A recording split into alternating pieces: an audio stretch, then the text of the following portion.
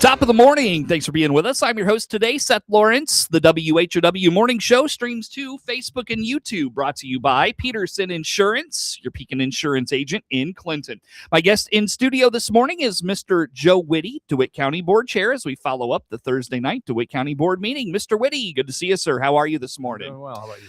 Not bad. Summer has flown by, man. I can't believe we're already embarking on September. It feels beautiful out there. And it's beautiful out there. No question. No question. We follow up the Thursday night meeting, Mr. Witte, and I'll tell you, let's just start at the top. And let me pull my agenda up here if I can. I can't remember. What's the first thing we did last night?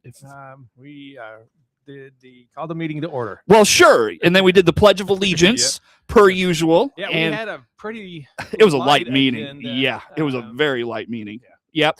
All right. I've got it right here, sir. Let's start with the Cummins Engineering Agreement for Prairie Solar Flats. This is of course, the solar project that is, did you say northwest side of the county? North and east of, not of the county of Clinton. Of Clinton. That's what I meant. I'm sorry. Yes. The part of the ordinance, when we get to the point where they are getting close to submitting building permits. I mean, so this has already been approved. Mm-hmm. The application's been approved, but they've got some, final decisions that they make on things that they had in their application, and they get to the point where they're ready to start submitting building applications.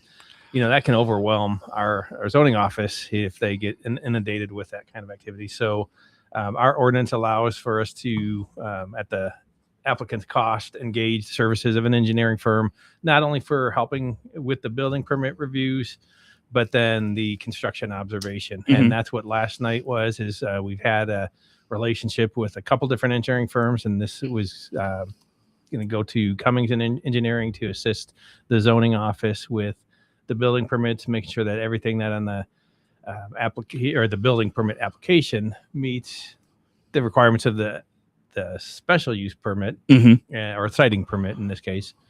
And then when they actually start construction, continue to observe and make sure things are being built to spec. So, Sure. Now, Cummins does a lot of this for us already, correct? Like they're kind of is it the canned engineering group for us? Yeah, we have a couple of engineering firms that we've used. It's not that we couldn't get others, but we've got Cummins Engineering, and then I think for some of they've kind of rotated between the engineering firms depending on, capacity, but boy, I'm drawing a blank on the other. Yeah, I am too. I am too. That's all right. So, but you've got a couple you kind of rotate between, exactly. Not overburden one to Right. the other. Yeah, sure. Well, I know we were going to get to later in the discussion, the latest with some of the solar development. If it's all right, let's just take care of that piece now. What's the latest with some of these projects? Well, so what we get in land use is kind of updates from our zoning administrator, Elizabeth Weichel. The board, once we approve the siting permit, we're kind of hands off then. It all is approved, and then it's in Elizabeth's court, Elizabeth Weichel, our zoning administrator. I don't recall recent updates from all of there's a lot of solar. Yeah, you had like what, 6 Boy, we had a lot. hearings in the last year or so? I think we had about 5 or so last summer. Yeah. One maybe earlier this year. There's some that moved right along. They went straight from the siting permit. They got their permit, and then they moved right into building permit. And I think construction activity has started. Folks would know the one on Revere Road. Yeah, and then that was technically 2 different applications. There's a Madison Street and a Revere Road. I think. Okay. 2, and then they jumped right in. Those were a little bit smaller. Mm-hmm. There's the Prairie Flats that we just discussed, that I think they were approved a little bit earlier on in that flurry of activity. Mm-hmm. But being a larger farm, solar farm, that they had probably a little bit more that they had to do from an engineering perspective before they were ready to start. And now that we've got the engineering firm on our side to assist, I think we're going to start seeing some of those building permits probably come through. Okay. Start that review process. I don't think it's a great time to start construction, so I don't know if they would start construction in the spring or but they're getting that process going. Okay. Triple Black Diamond was another one that was out near Weldon.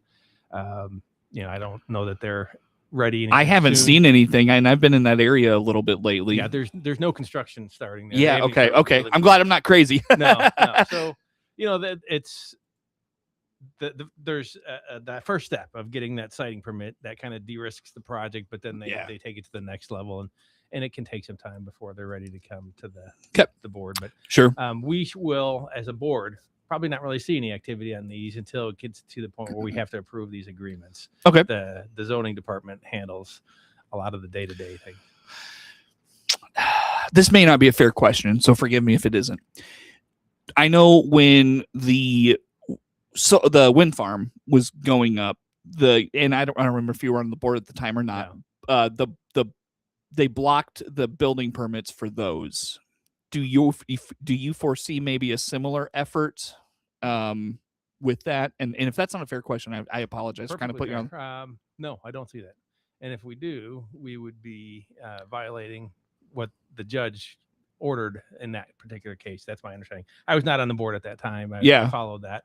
No, I meant the building permits for the solar stuff. Like, do you foresee the board trying to No, what I'm saying though is I don't see that happening because it is clearly the zoning administrator's duty. Once we approve the siting permit, or in that case it was a special use permit, the ordinance clearly states over to the zoning administrator, and it's their duty. Now, there's other agreements that we would have to approve, but it's the duties of the zoning administrator to handle the building permit process. And I think the ruling from the judge in that case was it was improper and don't interfere. The board should not interfere with that. So I don't see it happening again, or it shouldn't happen again. Okay. All right. Well, anything else on solar, Mr. Witte, before we move along here this morning? No, I don't think so. Very good. Mr. Joe Witte is the board chair of the DeWitt County Board, following up the Thursday night meeting. Removal of 3 holding tanks from the county building for just under $10,000. Sounds like these have been there for a while and just need to come out. What's going on here? Yeah. So I think when the building was first constructed, I don't know. I don't recall all the details. I wasn't around, obviously, when these were first installed with the building, but they're probably about 3,500 gallons, 3,500 gallons each, somewhere in that range. The water was there. It was going to be needed, I think, in part related to the nuclear plant, in the event that there was, need to use that facility as a, like emergency type of thing. Okay. Yeah. But obviously that need is not there anymore. So these take up a lot of real estate in the building, and they're not used. So the proposal last night was to get rid of the tanks, dispose of those. That'll free up some space. Part of that was because there's other equipment that we need to find a storage location from, and rather than rebuilding or redoing a storage shed that's attached to the building today that needs some work, thought we could tear that down and then use the real estate that we free up from these holding tanks to store some equipment. So I think it's just kind of cleaning out some unused equipment so that we have the ability to properly house other equipment that we need in the day-to-day operations of the building maintenance. All right, let's move along. Let's get an update on reappointing the county engineer. I know that was a vote that was put off for this month. What's going on there? My understanding is that was going to be brought back forward next month. There were some discussions still that need to be taken care of on the number of years, and I think this is where we come up with a schedule of what the increase would be within a range in years 1 through, I think we did 6 years before, and I'm not sure if it'll be the same. Okay. But Road and Bridge was not ready to bring that forward to the full board, so I expect that they're going to make some adjustments and then bring that next month. Does this at all stem from the issues with the motor fuel tax stuff from about a year and a half ago? No. It's the previous agreement or resolution that we had was a 6-year period, and we just need to renew and come up with another period. So I think think it's just one of those things that they were hoping that they could potentially adjust the timing of when that resolution takes effect and maybe align it with the county budget. My understanding is as those discussions have gone on, it just doesn't work that well because, I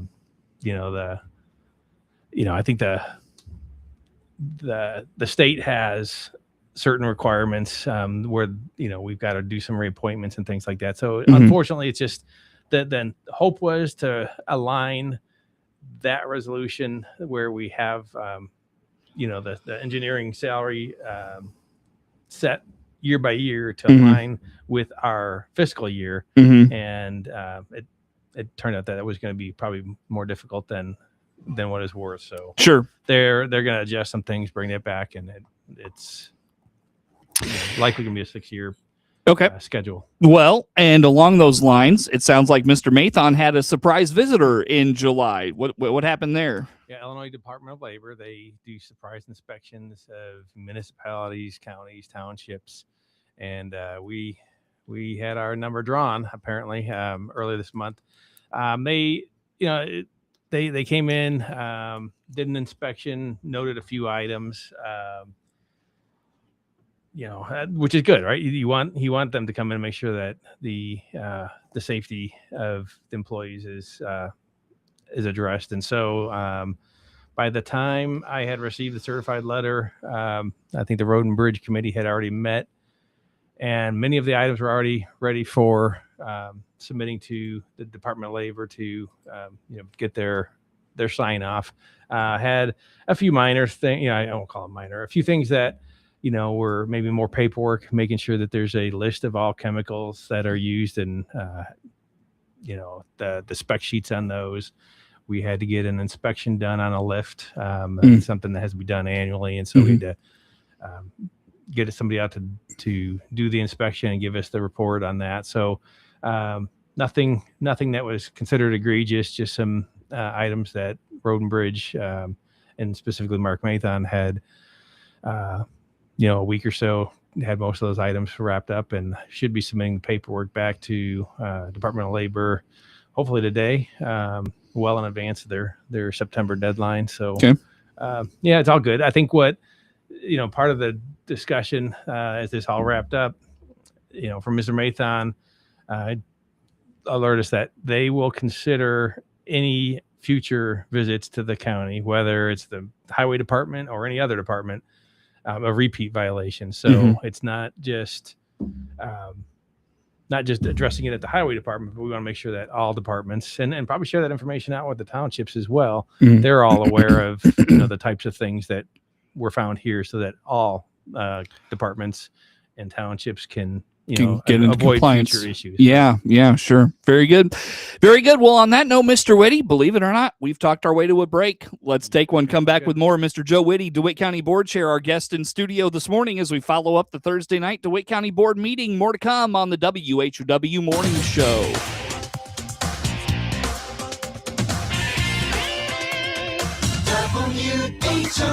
WHOW. Let's check the opening numbers now with the Chicago Board of Trade on this Friday. I'm Jim Taylor on the RFD Radio Network. We start the day in the red with corn, beans, and Chicago wheat. September corn opening 478.5, down 1/4. December corn unchanged 503.5. March corn down 0.5 penny, 517 3/4. September beans opening 12.19, down 1 3/4. November beans down 2, 1234.5. January beans 1248 3/4, down 2 3/4. September Chicago wheat 678 3/4, down 4. September KC wheat 754, down 8 1/4. September bean meal 313.50, down 240. September bean oil 71.30, up 12 cents. Energy market October Brent crude oil 94.22, up 44 cents. Opening numbers on this Friday morning. I'm Jim Taylor, and this is the RFD Radio Network. This is in. Baum Chevrolet Buick offers full transportation options while giving you peace of mind. This is Scott Baum from Baum Chevrolet Buick here in Clinton. This is what we do every day. We listen to you, give you options for routine maintenance, major mechanical problems, or collision repairs with a staff that's knowledgeable to find the best option for you. Baum Chevrolet Buick, your full service dealer. See us at baumchevybuick.com right from the start. Nate Sams here, Vice President at Longview Community Bank in Clinton. Everyone has something they do best. At Longview Community Bank, our roots run deep. We invest in our local communities, from first homes to small business dreams, acres of crops, or pastures of livestock to put food on our tables. We provide the loans that help our farmers, friends, and neighbors grow and thrive. Invest in your community bank with Longview. Click our icon at DeWittDailyNews.com. Remember FDIC. Your friend in Central Illinois, WHOW. Once again, a good morning. Thanks for being with us. I'm your host today, Seth Lawrence. The WHOW Morning Show streams to Facebook and YouTube, brought to you by Peterson Insurance, your Pekin Insurance agent in Clinton. My guest in studio this morning is DeWitt County Board Chair Joe Witte, as we follow up the Thursday night DeWitt County Board meeting. Mr. Witte, let's talk about the board approving a scheduled increase for the fiscal year 27 for non-union workers. What's going on here? This is something that, as we are now getting into the final steps of getting a budget put together for the next fiscal year, we need a figure to be able to plug into what we're going to pay employees, as far as the increase.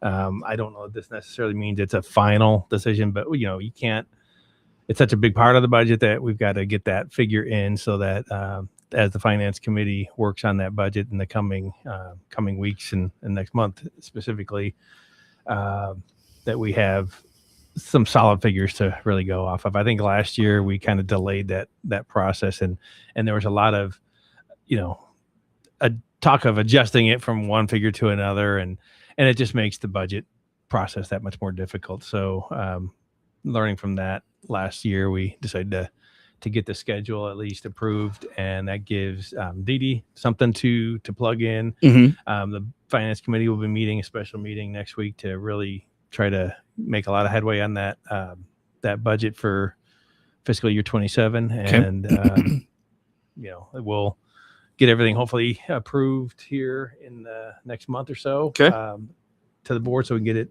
put on file. But that's really kind of a big step in the budget process. Okay. Also approved last night was a salary increase for the public defender, and kind of a unique situation with this where the state actually helps pay for the public defender salary. Yeah, and it's got to be a percentage of the state's attorney's salary. I don't recall exactly how that was worded in there. It's not that we were approving the salary increase. It doesn't say like you got the agenda in front of you. Something about, it says motion to approve and certify salary. Yeah. Yeah. Okay. So the certification process. What that does, he's been getting paid the updated salary. I think it was effective in July. This July is 1. The step that we need to do so that we can get the reimbursed figure from the state. I think they paid, as I think Mr. Markwell said, if my memory serves, it was 2/3 we would get reimbursed. So this is the step that we needed to take to be able to receive that reimbursement from the state. His salary was approved. I want to say that was done previously at another meeting. This is just the step to get some of that money back from the state. Yep. Very good. All right. So state reimburses part of that, which is good news for the county. And I'll tell you what, Mr. Witte, in our final few moments, let's get an update on this EPA solid waste. What is this, I guess? Remind us what this is all about. Yeah. So this was something that came out of nowhere. I got a letter a few weeks ago, maybe it's a little over a month or two now, that there was a solid waste management plan that was done as a multi-county joint effort back, I want to say it was 2005, 2006 timeframe. And by statute, it's supposed to be updated every 5 years. And that dropped off the radar of, I think, the county, maybe even the EPA, because we haven't sent in an update since that time. And many of the counties that were part of that effort did not either. I think one of them sent one in earlier this year. So my guess is something got flagged and then the EPA and they realized that they didn't get those updates, and so they sent out letters to each of the counties that had not. We were then looking at what is our process going to look like in getting that updated. We our first thought was let's re-engage the engineering firm that assisted with the original plan. They're out of business, or they have closed offices and shuffled some things around. So that was not a good option. But we found out Elizabeth Weichel contacted the county that has supplied an update earlier this year, and they just handled it in-house with their health department. So last land use, that's what we decided. It was let's reach out to the health department, see if it's something that they want to drive, and if not, we do have a deadline on this that if it's not something that they can assist with, we'll have to handle that probably on land use and get a plan updated and get that put together. Okay. Submitted to the EPA. Now, what took place at the land use meeting this last time? Elizabeth had paperwork for folks for the committee. That was sharing what I think it was Douglas County is the one that we had previously worked on the original plan with. They were one of the 5 counties, I think. They submitted a plan earlier this year, and so she had a sample of their plan. Okay. So we were able to look through and see, okay, what are they expecting out of an update? And it, there's some updated figures that, we wouldn't have as a board, but we can certainly try to gather that information together and come up with a comparable update. It basically comes down to, is it worth engaging an engineering firm if it's just a matter of trying to gather that information together and provide some updates. So gotcha. Again, at this point is, okay, does this really fall in land use, or should we, work in conjunction with the health department? And that's what we're going to try to find out this month. And I would expect that this coming month's land use will have a final decision. If we don't have, somebody else willing to drive this, then I see no other option but for the land use to pick that up and got it and move it forward.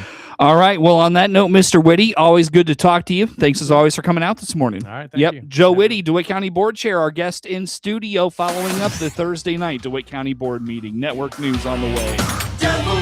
WHOW.